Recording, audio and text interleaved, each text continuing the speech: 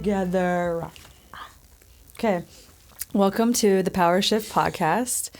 My name is Hilary Powers, and I'm here with my dad. Yeah, I'm here too. My name's Jay Powers. All right. We're not going to act like you're not here, okay? You are the third person in the room. The awkward as you're staring over there in the corner. You're right. You're right. Okay, so we're super excited for episode 3. We're gonna dive into just navigating the journey of personal growth and development. So before you jump in, though, we want to just thank you for tuning in today. Yeah, thank you. Appreciate all of our listeners, and our hope is that you gain insight and clarity and leave with some ways that you can bring more peace into your life. We're building this airplane while we're flying it, and sometimes it feels like it's in a nosedive. Right. And we forgot our chutes, but that's okay because part of walking in this life is taking risk. Mm-hmm. So that's what we're doing. Yeah, and I feel like our people who are giving us feedback and encouragement, I feel like it's like the fuel. So we're super glad. What do I say? Super glad. We're excited that you tuned in. Is that different than just being glad? I know you can be whelmed, or I know you can be overwhelmed, and I know you can be underwhelmed. But can you ever just be whelmed? Do you know what that's from? No. 10 Things I Hate About You. Oh. Give me the short answer on this, but how are you? How are you today? How are you this week? I'm good. Like I said, sometimes building the airplane while you're flying, it's very frustrating. Mm-hmm. And sometimes you go, okay, we got all this planned, let's go do it. And sometimes the best action you can take is to stop. For me, this week it was frustration and I guess other fears coming up. What kind of fears? Fears of the existential, what the heck am I doing with my life? I feel like, again, this project is just bringing up so much. It's a podcast, but it's more than that. It's bringing up my own insecurities, my own fears of being seen and accepted and heard, and then just frustration, you and I having to figure out, navigate our communication and seeing how impatient I am with you. Yeah, I noticed that as well. And so I was thinking about that the other day. Like, for a boomer, you're like really tech savvy. I can be so mean and like. Well, I don't see it as mean. I do see you. I didn't realize this about you, but with stuff like this, you're a lot more of a perfectionist than I thought. Yeah, I don't realize I am either. Like, for example, Dad, this soundproofing stuff's sparkling. What? Who cares? I never even noticed it, but you did. So yeah, that comes up in my woodworking projects is the perfectionism and. Well, that's necessary in some of that. Mm-hmm, but anyway, like we said, there's still the excitement and the learning curve. You know, it's funny. I loved Tetris growing up. Like, I love it, and I love like packing a car. Tetris. Like Tetris, yes. But I've noticed if it doesn't like work the right way, I throw a temper tantrum and I storm off and I cry and and so it's getting to a place of seeing that about myself and being it's a growth opportunity, right? Yeah, and being gracious and letting myself feel what I feel, but then to allow myself to keep going and to learn, take some time to stop and really let my system, my physical body, and as just an organism, like slow down and let the chemicals like settle. Yeah, we silo ourselves, body, soul, and spirit, and it's really not like that. Mm-hmm. All the grain is in one elevator. Well, how about you tell me, what does personal growth mean to you? It's a mindset that you can choose or not choose. If one is not aware, you can by default choose to not grow. Mm-hmm. So having awareness is key. It's knowing that you don't know everything. Some people would call that unconscious incompetence. Mm-hmm. But when the light comes on, then you have conscious incompetence, which is a good place, really. I know I don't know everything I need to. We know we don't know till we know we know. And it's a cycle. It happens your whole life. Even if you don't have a growth mindset, you're still going to have to go through things where you have an opportunity to learn and grow and develop. Tell me something personal in your life where you made a choice to grow. You made a choice to develop something about your personality. I am learning, even while we're doing this, to listen more actively with focus. Most people go through their whole life without really being listened to. So part of the growth opportunity is finding someone that will listen to us, and in turn, us being people that really listen. Most people just want to be heard and know that they matter, including me. This is something I practice with some of my friends is, what do you want right now? Do you want me to just listen? Do you want advice? And being very clear and direct of what do you want? And that's when that's flipped back on myself. That's a question that can often, a lot of times I don't know what I want. Or I do, and it's hard for me to speak up and say that, like, well, hey, it's right? Discernment too. Yeah, especially if you didn't set up the conversation that way, and someone's rattling on, giving you advice, and you're like, I just don't need you to fix me or anything like that. I just need you to listen now. I've learned that with your mother. Yeah, We're so different in that regard, and as a fixer, I can go, well, all you need to do is 1, 2, 3, and then do ABC, and you'll be good. And she's going, I don't need you to fix me. right. I need you to listen. Is there any other moment in your life too that you wanna touch on of just where you had an opportunity to grow? This time last year, I was right at 249 pounds, and the thing that triggered me is, okay, you have to have awareness, which I had, but Jordan, your brother, one of the most tender guys I know, and would not hurt anybody, and is very sensitive. One day I said something about my weight, and he goes, Dad, you're fat. Love you, but you're fat, and it makes me mad because I don't want you to die, and I want you to be around. Not round. I want you to be around. And I probably reacted, but as I thought about it, I went, okay, yeah, he's right. And I'm coaching people all day long about having discipline and practicing things, but I'm really being a hypocrite because I'm telling them to be disciplined and I'm not myself. Well, also what I'm hearing too is the weight loss was the thing, the goal, or whatever you wanted to lose weight. But it always goes so much deeper. Here's the honest truth. I don't think I was eating to medicate or anything like that. I was lazy. That was the awareness, the conscious incompetence that came up is you're lazy. You don't care enough about your kids or yourself to do something about it. And when I started having that revelation, it was like, wow, how am I living? Yeah, it's that you talk about the cognitive dissonance, right? Yeah. And people go, look at the fruit of your life. You know, I say I want to live healthily, but I'm 60 pounds overweight. So the point of the whole story is self-discipline is on no one else but me. But how has that discipline and practice affected your spirit? It is affecting it. Yeah. It's like you're learning it. I'm learning it live, like real, and it's Yeah. the whole idea of accomplishment motivates you to keep going.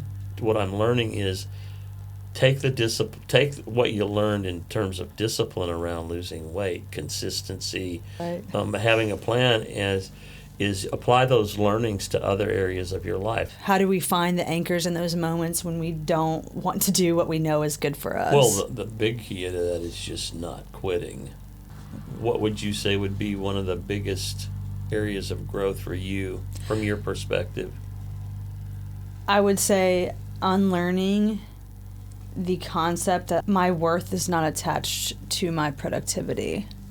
I put a lot of my self-worth on how I perform and how I get validated by other people. I care a lot about what other people think, and this year has been stripping me of all of that. I put a lot of pressure on myself.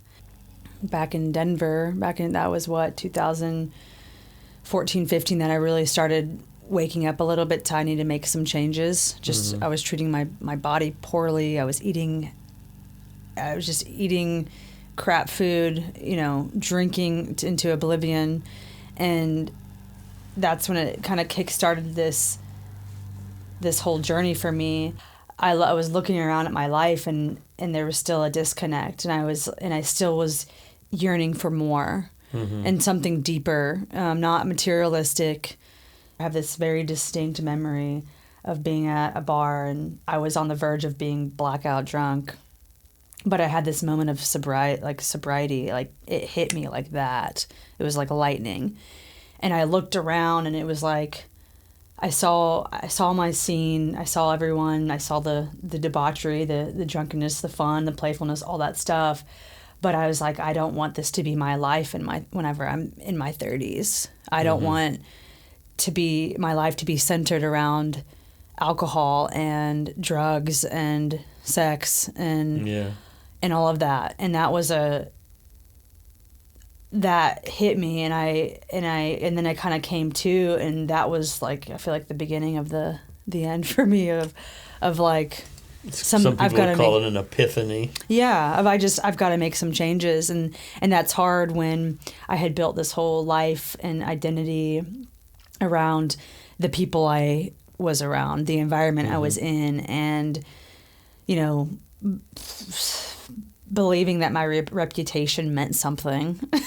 Yeah, which it does, but not in the superficial way, right. And I was chasing all these things that I knew deep in my soul weren't satiating me. Every time I reflect and look back and have these conversations, and also just conversations with my friends who have also gone through it, that in that time in Denver, that was when I started seeing just the impacts of destruction mode and party mode and chasing the money and chasing the validation. And I think that's the beauty of being with other people in this life and in this journey, is that we have each other. For me personally, with just knowing who I am and how I am, doesn't mean I can't change or grow.